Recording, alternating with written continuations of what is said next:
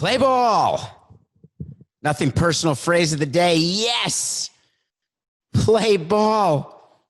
This is the moment. Today is Wednesday, June 24th. Doesn't matter when you're listening to this, how you're listening. It's play ball. We're playing ball. Major League Baseball is back. Yes. Oh my God, it's been the longest offseason ever. We started spring training. We were getting all excited, building up. All of a sudden, we get a few cases of coronavirus, and then it builds, and then it grows, and then it spreads, and then, oi, it stops. 3 months ago. Over 3 months ago. And we've had to go on nothing personal every day. Forgetting the growing beard, we've had to say, we've got a deal, we've got no deal, we've got to fight, we've got a lot of fighting. Now we're making up. No, we're fighting again. Now we have a proposal. Now we have no proposal. Now the union's upset. Now the players are upset. Now the owners are upset. Now the commissioner should get fired. Now Tony Clark should get fired. We've got a rumor. It's starting. It's not starting. It's definitely about to start.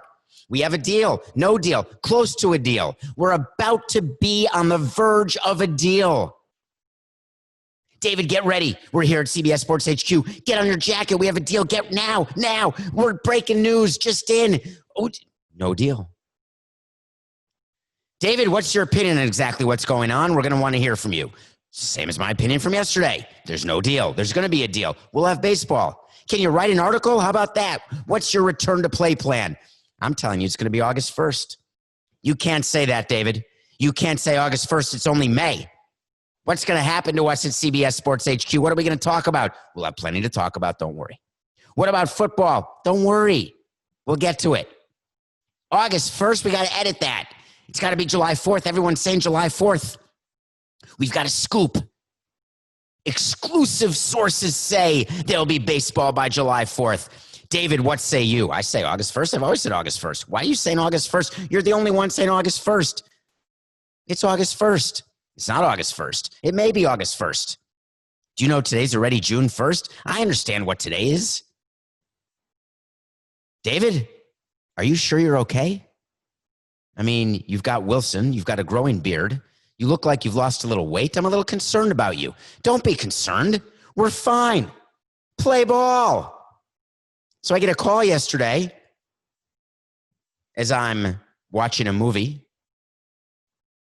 We're going on CBS right now. We have a deal. Well, I just went on CBS Sports HQ and I told you at nothing personal, there's no deal. What kind of deal are you talking about? Maybe he'll implement a schedule. The commissioner, we know he gets the right to implement a schedule, but the players have to respond by 5 p.m. with whether or not they can report to spring training by July 1st, whether they will agree to the health and safety protocol. This 67-page document that I promised you would swell, S-W-E, double hockey sticks, and swell it did. It's 4:50. Get your shirt on. Get ready. Play ball. Huh? There's nothing. We have a source. It's going to be right now. There's going to be an agreement. We have exclusively heard that there will be no agreement tonight. David, get ready. We have an agreement. We don't have an agreement. We should have an agreement. Get ready right now. It's June 23rd. Get on the camera. Is that the only light you have? It's so dark. Can you come closer to the camera? Can you step further away from the camera? Can you wear a darker shirt? Do you maybe have a lighter shirt with a jacket? By the way, is Wilson supposed to be crooked? And what is that thing behind you? Is Babe Ruth smoking? These are some of the things that have been going on. But guess what happened? I think we're going to play ball. Spring training's due to start July 1st. Where? Not at any spring training facility. Those are closed. All right. Governor Cuomo of New York said, come on down. You're the next contestant on Bring Your Players to Our City. Yankees, spring training at Yankee Stadium. Mets, spring training at Citi Field. Marlins, spring training at Marlins Park. Red Sox, spring training at Fenway Park. Really?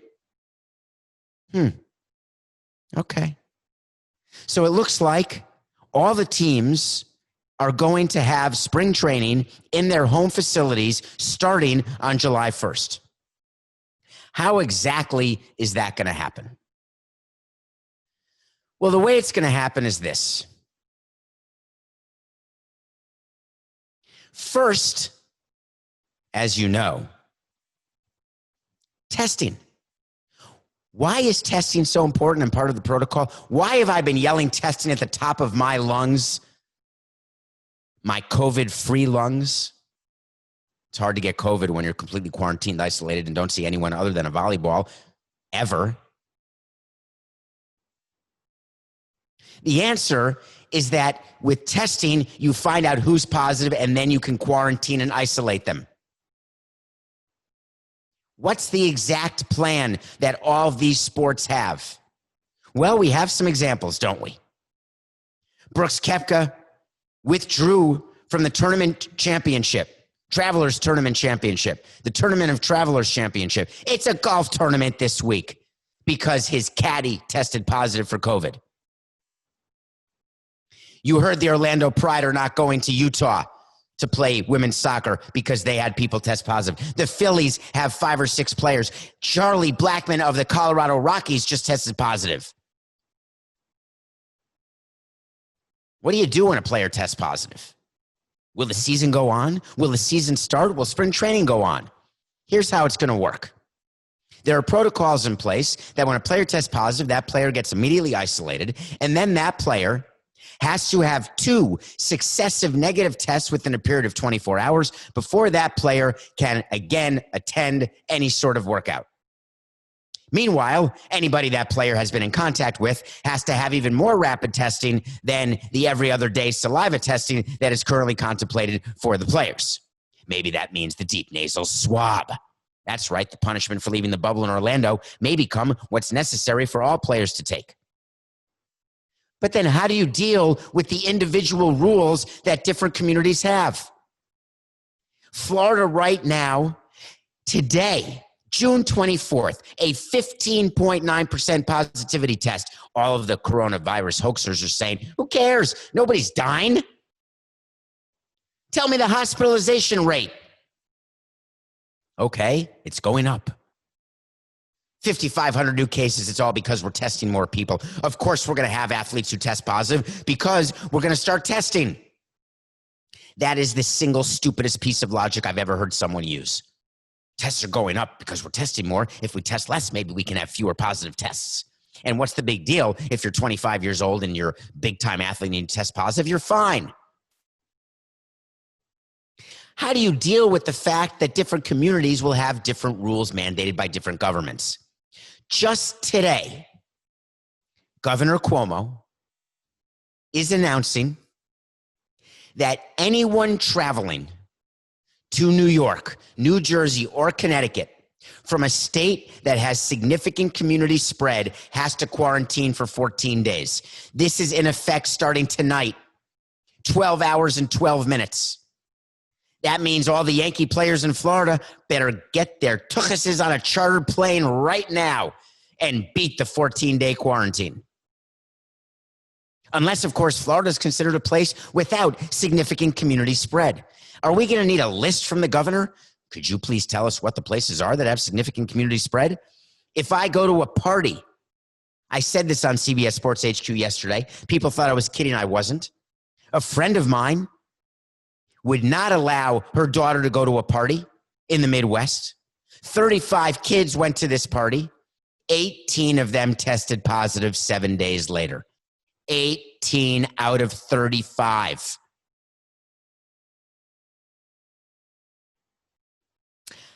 You know, maybe that doesn't count as significant community spread. Maybe that is simply significant party spread. Maybe there's significant bar spread. It used to be bar spread was like a nut bowl that I wouldn't touch because it's disgusting. But bar food, bar spread, that's how you spread germs. Maybe that's what we're going to say. We're going to say that significant community spread is when an entire community has COVID or it's spreading at a rate that's uncomfortable. Do you think that Governor Cuomo is going to keep track of every different pocket in Florida? Or is he going to say, hey, if you're from Florida, period? What happens if there's people who can't make it to New York, New Jersey, or Connecticut in time by midnight tonight? Do they get a waiver? Is New York going to be like Canada, where when you had to quarantine in Canada, you actually got checked by the government? They would call you on your cell phone and make sure that you were still home. If you got caught out during your 14-day quarantine, asymptomatic or not, you were fined an exorbitant amount of money. Get ready, Blue Jays. Unless, of course, you all want to play in Dunedin. Yeah, there may not be significant community spread in the clubhouse of Dunedin, just right outside Dunedin. But nonetheless, we're playing ball. Everyone was so excited. I was excited too. I wasn't excited just because of the beard. I was excited because I want baseball. People have misunderstood from the beginning. I have been pragmatic, and I have wanted to inform you what's happening with COVID-19, what is realistic about the cancellation of events. The New York Marathon got canceled today. I told you it was going to happen before it happened. We talked about the NCAA tournament being canceled. We've known every step of the way what was going to happen. What do I think is happening now? I think what's happening now is exactly what baseball should have done 3 weeks ago. There is an agreement in place between players and owners to play. This agreement still allows the player to file a grievance that the owners did not offer more games. This agreement calls for no expanded playoffs. This agreement calls for the universal designated hitter, meaning the National League pitchers will not hit. This agreement calls for regional scheduling, meaning you play people in your division for 40 out of the 60 games, and then the other 20 games, if there are full 60 played, will be played intra-league against your same division in the other league. AL East plays the NL East. AL Central, NL Central. Guess who the AL West plays? Yeah, you got it. The NL West. Do you realize what an advantage it is to be in the NL East? Do you know that if you look at who the Yankees have to play in the AL East, where those teams are, and then you look at where the teams are in the NL East, those teams never have to leave the Eastern time zone? How cool is that? To have an entire season in one time zone. Those in the West Division don't have that opportunity because they play Central, they play Pacific, and they play Mountain. But on the East, it's just East. Another benefit of being on the East Coast. How's it going to work? Well, players are going to show up to spring training. They're going to be tested. Then they're going to be pitchers and catchers followed by position players. Somehow there's going to be an opportunity to spread out the workouts. Yankees are looking for another field to use. We normally would take 6.5 fields for spring training. Now they've got to find more than one field, no matter how spread out the players are, unless you're going to have literally 24 hours a day of players showing up in different increments, which is not going to happen. My guess is you put your top 20 to 25 players in your big league stadium, and then you take the rest of your roster and you put them on another field, maybe a college field nearby. Team executives are dealing with this right now because July 1st is coming immediately. It's a week from today, I think. Did I do the math right, Coca? I think July 1st is a Wednesday. What's it going to look like with all those rules? Pitchers have to carry their own balls, even if they want more than two. Any ball is put out of play if it's touched by more than two players. I guess more than two means that every time a pitcher and a catcher touch the ball, that's okay. But then if there's any sort of foul ball that's picked up by another player or any sort of that the umpire touches, anything more, we haven't read a lot about the umpires, protecting them. A lot of them are old. Many of them are not in perfect shape. Tons of new rules in 2020, not just about social distancing, not about how you can shower. I told you my wait to see is that the players would demand the right to shower, and they got it. It's not prohibited. It's not welcomed, but it's not prohibited. On the road, you're supposed to stay in your hotel. Good luck. As an executive, you have to put together your top 30 players to be on your team for the first 2 weeks of the season, which is due to start July 24th. Then you get rid of 2 players after 2 weeks and you can carry 28. Then after 4 weeks, you get rid of another 2 players. You're down to 26. Why is that? Because every person on your roster gets paid the major league minimum, prorated, of course. The owners don't want so many players around. The general managers need as many players as possible to be around. They are allowed to have a 60-man roster pool. That means that GMs right now are working with their team owners and their team presidents and furiously coming up with a list of 60 players.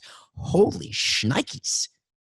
Our organization never had 60 players good enough to be on the major league team. We'd invite more than that to spring training, but half of them weren't going to make the team, and we knew it. They were brought in just to have the ability for coverage during early spring training games because the stars of your team, the starters of your team, are only playing 1, 2, or 3 innings, getting 1 or 2 at-bats for the first week or 2 of spring training.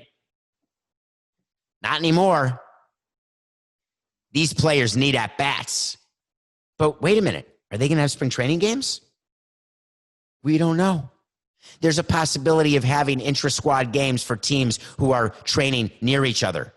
Does that mean the Yankees and the Mets are going to play spring training games? Good luck. Maybe the Giants and the A's. Angels and Dodgers. That'd be fun.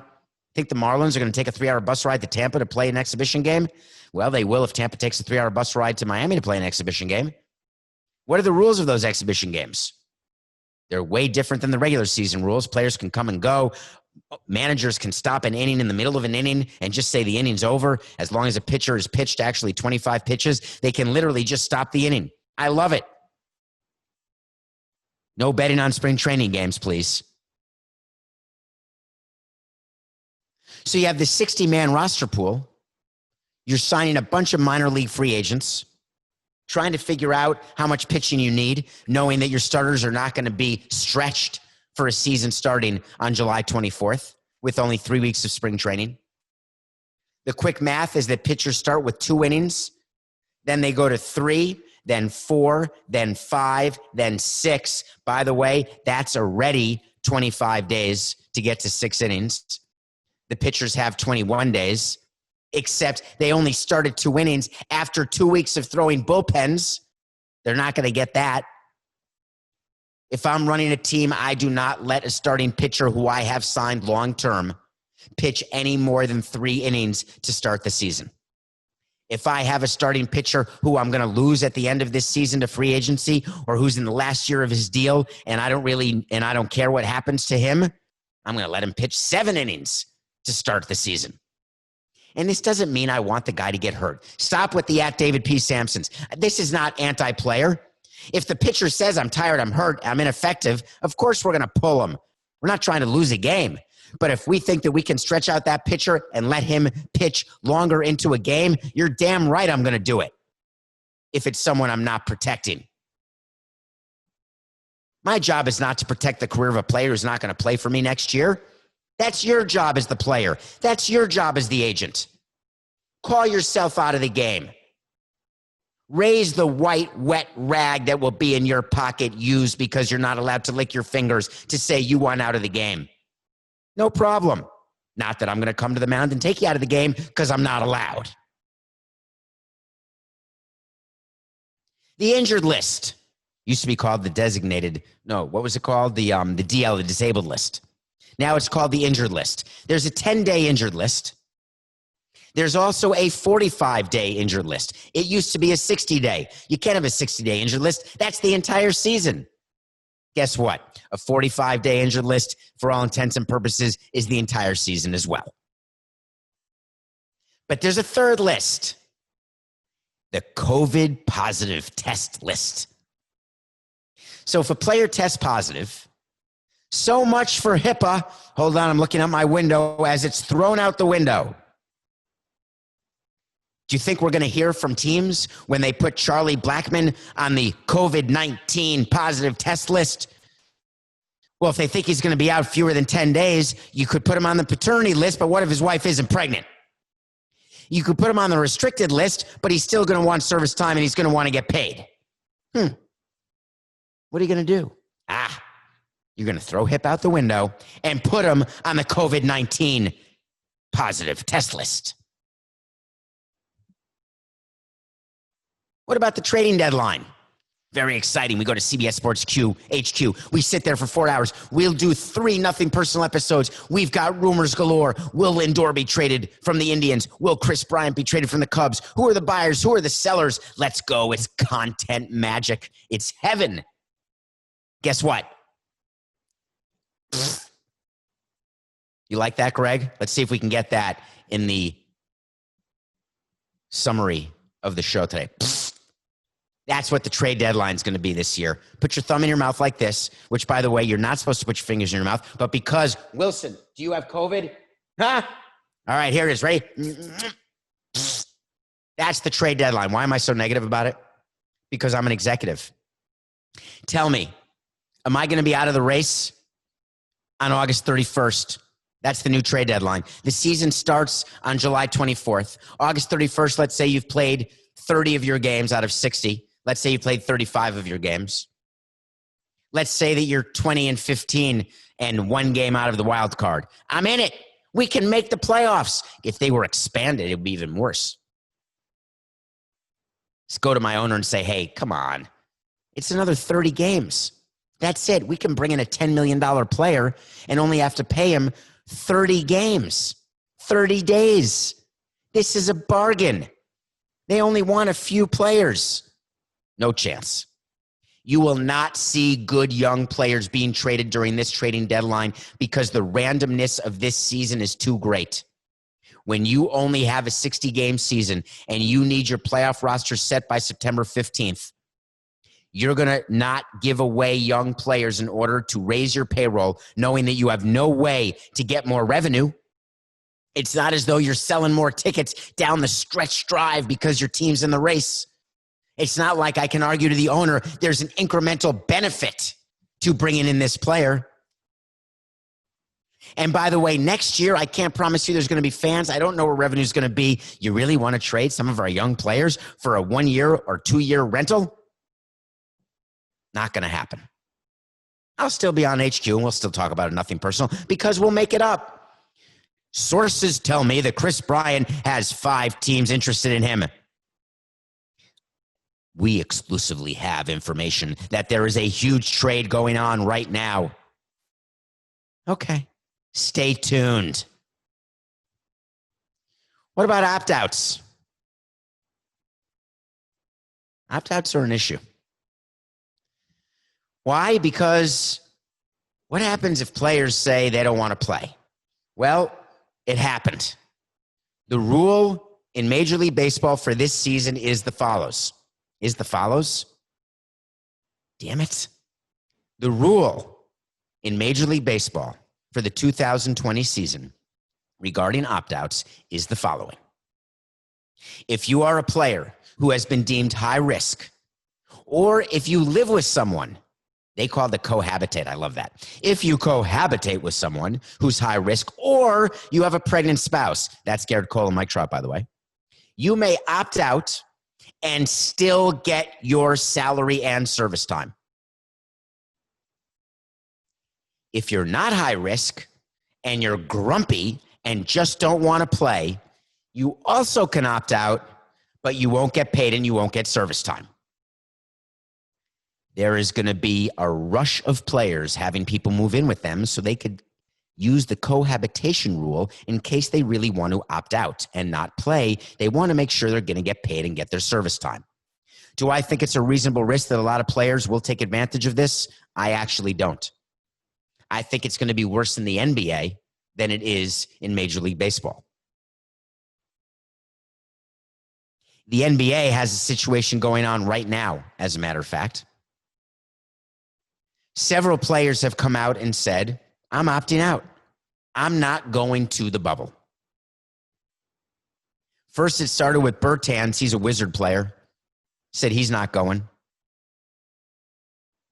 Different reasons, all of them acceptable. The NBA said it doesn't matter your reason. All you have to do is let your team and let the league know, and you may opt out of the bubble. We don't know if Kyrie Irving's opted out or Dwight Howard, but we did get news out of the Lakers. Avery Bradley has opted out of the bubble. He has a son who he said is immunocompromised, has respiratory issues. J.R. Smith, there is no rumor. I did it again, Coca. Cut. 3, 2, 1. There is no truth to the rumor that J.R. Smith convinced Avery Bradley not to play, thinking that he would rejoin LeBron James and get to be in the bubble and maybe make up for what happened in Cleveland. It's a pretty big deal, Avery Bradley not going. Big deal that Bertans is not going. The Wizards are not in the playoff hunt, but they are in the bubble, which means they are in the playoff hunt, but they need quite a bit of help to get there. They're the only team outside of the top 8 in the Eastern Conference showing up at the Orlando bubble. I have great respect for any player who wants to go, who doesn't want to go, who wants to play, who doesn't want to play. My position has always been, as a negotiator, you don't want to play, that's fine, but you can't get paid for not playing. Why is it that a member of the Orlando Magic chose today as the day to call out Bertans of the Wizards? Evan Fournier, a French-born player for the Magic, got into it on Twitter with Bertans, questioning whether, if this is what the NBA, the new NBA is like, questioning why he would make a decision like that. I was annoyed, and I'll tell you why. Evan, it's not your business. You want to call Davis and ask? Have a conversation. You want to get together with your union and have a conversation about which players are opting out, which players aren't? Be my guest. But explain to me why you had to do it publicly. Did you get more followers? Did you get more attention? Did you think that you would shame him into playing? Are you sure the bubble's going to work? I don't really have a perfect answer for this, except to say that for every sport coming back, NBA, NHL, MLB, within your union, you have to show complete respect for everybody's decision. From ownership to players, you have to show complete respect for every decision by every player. No matter what I may think privately about a player choosing to opt out, I will never be public facing about it. On nothing personal, I will be, because I'm not an executive anymore. I will tell you when I think a player is opting out for the wrong reason. I don't view Bertans as doing that. I don't view Avery Bradley as doing that. There are legitimate concerns because the Orlando bubble is not a bubble, and it's a greater bubble than exists with MLB. MLB is going to try to tell you that they have 30 separate bubbles. No, they don't. The players will try to say that we are taking the big risk. We are playing for the love of the game. No, they're not. The reality is the players will be the ones who will determine whether opening day will happen in MLB. Players will be the ones to determine whether the NBA Finals will take place and LeBron has a chance to get another ring. It's not the executives. Front offices will make sure stadiums are cleaned. They will make sure that they will put all of the rules and regulations in place from these protocols. But if the players do not behave, there's nothing we can do. So when I'm asked, whether it's on Nothing Personal, CBS Sports, or anywhere, can you guarantee me that we're playing ball? If anybody is on your pod today, in your ear, on TV, on radio, anyone guaranteeing Major League Baseball in 2020 is lying to you.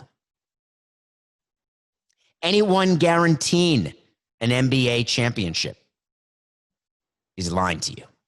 We have a chance for it now. That's all we could have ever asked for. Get done with the economic and the health bickering and put us in a position to play. That's where we are.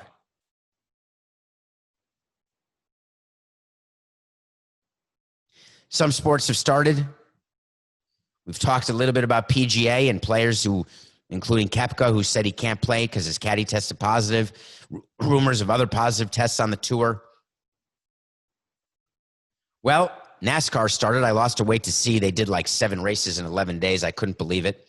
They continue to have races with no fans, but that is not by any stretch the biggest news coming out of NASCAR today. We spent a lot of time, and I got a little bit of flack on social media privately, some of it publicly, with my stance on what happened in NASCAR. Bubba Wallace is a black driver. There was a noose found in his garage stall in Talladega, and I was angry. Word came out yesterday that the FBI will not press charges because that noose was actually a garage door pull rope and had been in that stall for months and months. All of a sudden, all the coronavirus hoaxers and all of the right-wing white supremacists said, I told you so, this was a hoax. This was not a hoax. Bubba Wallace didn't make this up. For Bubba Wallace to go into his garage that he had never been into before and see this, don't you think he knows what a garage door pull rope is?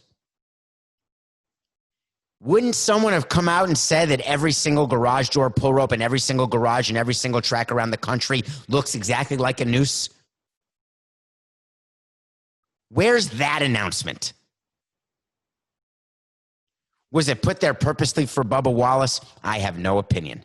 Is there a motivation by the FBI? And I'm not a conspiracy theorist, but is there motivation to have this story stop in its tracks? Pun intended. There certainly is. Did they use photographic evidence to show that this rope had been in that garage stall longer than Bubba Wallace had his car in that stall for this year's Talladega? There is. Is there motivation by NASCAR, who had gotten a lot of heat for banning the Confederate flag from many of its core fan base? Was there motivation for this story to go away? Yes, there was. But what does it actually mean? If you are one of those people who believes that Bubba Wallace was trying to draw attention to himself, or people on Bubba Wallace's team were trying to draw attention to themselves by releasing this story about the noose, then you have no idea what it is like to ever be in the minority. You have no idea what it is like to ever be in a position where you are opening yourself up to violence, scorn, hatred, ridicule. This story is far from over. And the reason it's far from over has nothing to do with Bubba Wallace. It's that when you saw the drivers rally around Bubba Wallace, when they walked his car to the front of Talladega Raceway only a few days ago, the symbolism, the progress shown by NASCAR will not stop simply because of what the FBI found and of what many fans, racist fans, what they discovered, and then their narrative was proven right. The reality is NASCAR will continue to move forward because they have a choice, they've made a choice, and they're not going to go back on their choice. There will be more updates on this story, no doubt about it. Coming up after the break, the show must go on. Welcome back to Nothing Personal. I'm still watching movies every day. I'm doing TV shows. I'm watching documentaries. The show must go on. One of my favorite songs by Queen. It was in Moulin Rouge. That's a movie. There's a documentary called The Show Must Go On, and it's Queen and Adam Lambert. There's a 80% chance I messed up his name. Is it Lampert or Lambert? Lambert. I actually don't know. Who is Adam Lambert? He is an American Idol runner-up. He is a person with an unbelievable voice. He is someone who's gotten a lot of attention for his sexuality, a lot of attention for his vitality, for his songs, his solo career. And now he has replaced the great Freddie Mercury as the lead singer of the band Queen. Queen, remember the movie Bohemian Rhapsody? If you haven't seen it, please do. Freddie Mercury, one of the most talented vocalists of one of the greatest rock bands of all time. We thought they were done touring. It was over when Freddie Mercury died. They brought on someone else. They did a few shows. It wasn't all that successful. And then that was it. Well, along came Adam Lambert. Why? How? Do you know that Queen played the American Idol finale where Adam Lambert sang? That's how they met. He was a kid. They stayed in touch. Lo and behold, this movie is the story of how they connected and where they are now. The worldwide tour that Queen is on, although not anymore. It is a documentary well worth your time. If you're not a Queen fan, it's a great documentary. If you are a Queen fan, it is beyond. You will be singing and smiling and laughing and loving. If you're an Adam Lambert fan, who, by the way, I had never heard of. How awesome is that? I don't watch American Idol. I had never heard of him. You know what? He's awesome. Check it out. The show must go on. Queen plus Adam Lambert. How about a lawsuit? I love lawsuits. I actually never minded being sued, never mind suing.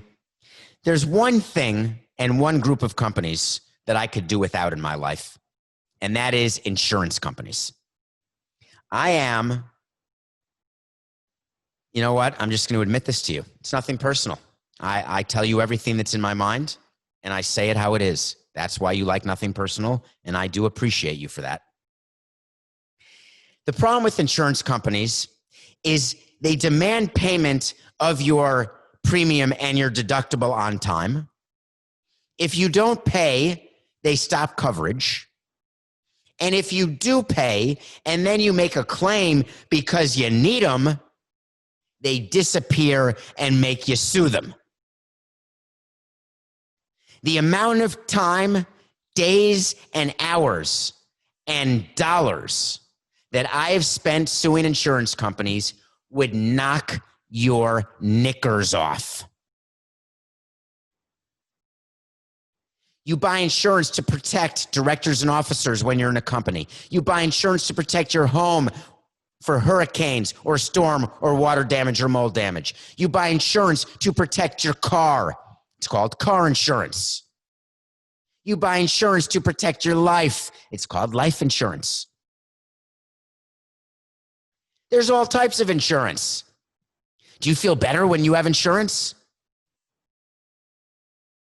What about health insurance? Anybody struggling with any bills because of health insurance, trying to figure out what's covered, what's not? What's my plan? Do I have to go to this doctor or that doctor? Wait a minute, I want this treatment because I'm dying. Nope, can't get that. Wait a minute, I want to take this pill because I need it. Nope, you really don't need it. Yes, I do. God damn, makes me furious. There's something called business interruption insurance. That is when you run a business and something happens and your business suffers from business interruptus. Business interruptus is not a very good thing. And it's something that a cold shower just won't be good enough to help. Minor league teams in baseball have suffered tremendous business interruptus because their business is gonus. Forget the fact there are no fantasies, there's no gamuses, there's no playerses. Minor league teams are struggling greatly. They are in danger of going bankrupt. Their entire revenue comes from games. Major league teams aren't providing players the way they do.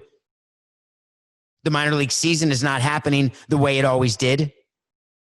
Even if, as is rumored, the Nashville AAA team hosts a bunch of unsigned players and lets them play games, it's just not going to be the same in terms of revenue. So 15 minor league teams got together and they are suing 5 insurance companies. It's a federal lawsuit. What are they fighting over? What are they suing for? Because guess what? Either the insurance companies have rejected their business interruption claims, or here's my favorite one. They're suing the insurance companies because of the potential rejection of the business interruption claims. Love it. I'm going to sue you preemptively because I know that you are not going to pay me on my business interruption policy. And I know my business interruption policy says that anything interrupted by a virus means that we're not going to pay, but we've got another cause of action against you. We believe that all of the state mandated rules on social gathering, we believe the slow federal government response time to coronavirus, that is what is causing our business interruption, not COVID-19, not the actual virus. They have to look around at other countries who responded better, faster, more efficiently. They had a community and a citizenry who followed the rules, and now fans are coming back in certain countries. Not here. We're getting worse. This is an interesting and fascinating lawsuit.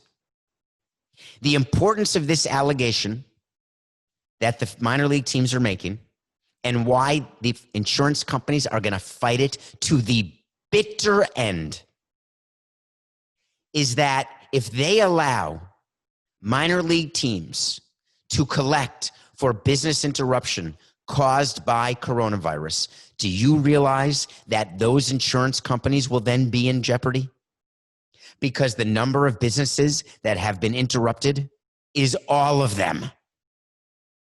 Even the restaurant that you ordered takeout from had business interruption because they couldn't host people. Your retail store, your gas station had business interruption. Why? You weren't filling your car because you couldn't drive because you were quarantined. Farmers throwing away milk and produce, that's business interruption. There is no end to the liability that insurance companies could have if they're going to have to pay because of losses due to coronavirus. Somebody's going to have a problem here. Let's wait to see who it is. I got to make a correction. I can't believe, I do corrections. So corrections are, I do the show. We do it 45 minutes in a row. We don't edit it. We don't change it. You get what I say. Koken is in my ear. He's typing things on the computer. He's telling me when he's bored, when he's happy, when he's interested, when he's out buying groceries. That's it. I gave a line in yesterday's show from a movie called About Last Night, one of my favorite movies. In that, there's a Belushi who says, at this point, he says to Rob Lowe, we do not know. I think I was talking about baseball or something. I think I said it was John Belushi who said it. How could I have said John Belushi? John Belushi, the Saturday Night Live guy. John Belushi, one of my favorite actors who is dead. It was Jim Belushi. When I say something wrong, just get into my Twitter at David P. Samson. Tell me. I'll correct it on the air. When I'm wrong, I'm wrong. I was wrong. It's Jim Belushi. I got an update. It's day 101 of the ML Beer Challenge. I don't know why we're still counting. We are. We sent out the list of 100 charities.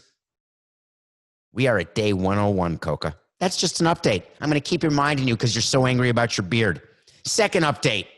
Remember we talked about LeBron James and all of his workouts?